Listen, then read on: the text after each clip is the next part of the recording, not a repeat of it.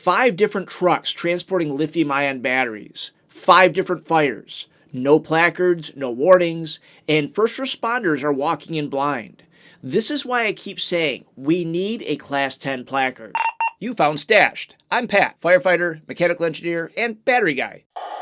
I originally only planned to cover just 2 incidents, but as I dug in and started looking at those 2, that turned into 3, then 4, and now here I am, 5 different separate cases of batteries being shipped over the road, and each incident is a little bit different, but they all point to the same problem.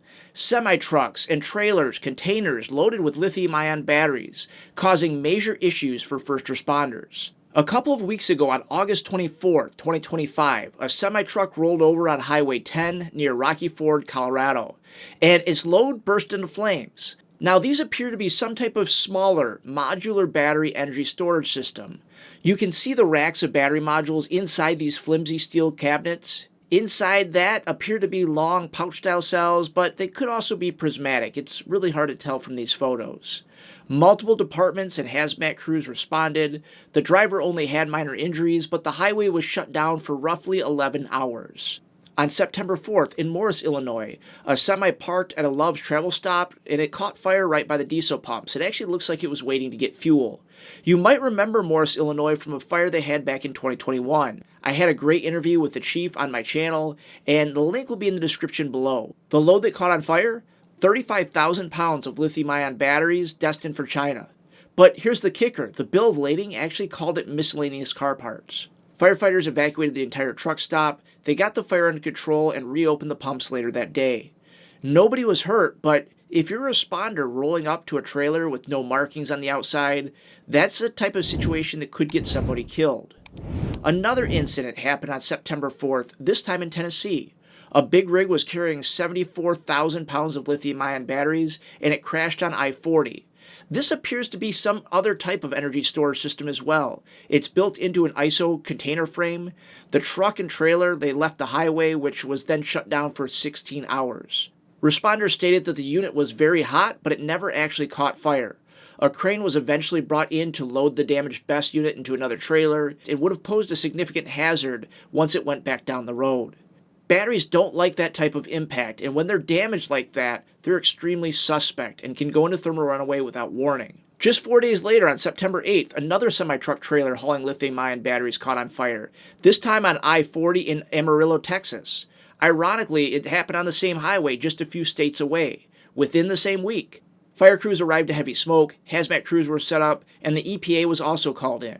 I did reach out to confirm what was actually inside of that trailer, whether it was end-of-life batteries, new batteries, DDR, or damaged, defective, or recalled batteries, but I haven't yet received a response from either the fire department or the EPA. This incident was wrapped up within about 3 hours and traffic was moving again. Thankfully, there were no injuries. Then the next day, on September 9th, at the Port Authority Marine Terminal in Elizabeth, New Jersey, a truck driver heard a loud bang while hauling a container full of damaged vehicles. He pulled over, checked inside, and found a Tesla Model X burning. There were 2 vehicles in the container, both appearing to be salvage cars, likely from an auction. Thankfully, this happened on land because had it occurred on a ship, the outcome could have been far worse. Here's the common thread in every single one of these incidents. No placards, no markings, no warnings. To the firefighters rolling up, it may look like any other semi-truck trailer fire. To a bystander at a truck stop, it looks like just another trailer. The paperwork or bill of lading, it might say something even as vague as miscellaneous car parts. But inside, a hazard capable of producing explosive pressure waves, toxic smoke, and long-duration fires that water alone might not necessarily control. We already have Class 1 through 9 placards for hazardous materials, but lithium-ion batteries don't really fit neatly into any of those classifications. At best, they can be shipped under the Class 9 placard for a miscellaneous hazard, but that only tells crews that something hazardous is inside. It doesn't necessarily point to the batteries themselves. That's why myself and other experts have been pushing for a new designation, a Class 10. A placard specifically for lithium-ion batteries, red on top for fire, orange and white on bottom for the toxicity and explosion hazard, and then the UN battery symbol front and center. Something unmistakable, so when first responders see it, they know instantly what they're dealing with. Getting this moving will literally take an act of Congress. Until that happens, responders are going in blind. The Amarillo crew, the Rocky Ford volunteers, Elizabeth firefighters, Morris responders, and the Tennessee EMA all walked into situations without knowing what was inside. And that can be the difference between a safe response and one that ends in injury, or even worse. It shouldn't take a firefighter fatality or another shipboard disaster to fix this. If we're going to keep hauling lithium-ion batteries by the tens of thousands of pounds, I'm talking end-of-life batteries, damaged batteries, then the public and first responders deserve to know what they're driving next to or what they're about to put water on.